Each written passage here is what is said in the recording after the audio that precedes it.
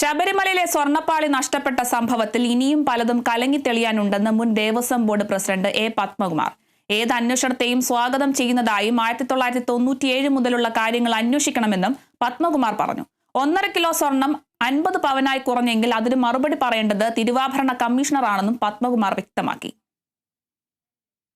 ഇപ്പോൾ ഹൈക്കോടതി തന്നെ നേരിട്ട് വളരെ പ്രഗത്ഭരായിട്ടുള്ള അന്വേഷണ ഉദ്യോഗസ്ഥന്മാരെയാണ് ചുമതലപ്പെടുത്തിയിട്ടുള്ളത്. ഒരു പ്രസിഡന്റ് വിചാരിച്ചാലൊന്നും ശബരിമലയിൽ നിന്ന് സ്വർണ്ണമൊന്നും അടിച്ചു മാറ്റാൻ ഒക്കത്തില്ല എന്നുള്ളത് എല്ലാവർക്കും നാട്ടുകാർക്കും അറിയാവുന്ന കാര്യമാണ്. അപ്പോൾ ഇപ്പോൾ എന്തായാലും ഇങ്ങനെയുള്ളൊരു സംഭവം വന്നത് അവിടുന്ന് കലങ്ങി തെളിയാനുണ്ടെന്നാണ് എൻ്റെ അഭിപ്രായം. വിജയ് മല്യ സ്വർണ്ണപ്പാളി വെക്കാൻ വേണ്ടിയിട്ടൊക്കെ ചുമതലപ്പെടുത്തിയവർ ഇപ്പം കിലോ കണക്കിന് സ്വർണത്തിൻ്റെയൊക്കെ കണക്ക് പറയുകയാണ്. അതും പരിശോധിക്കട്ടെ.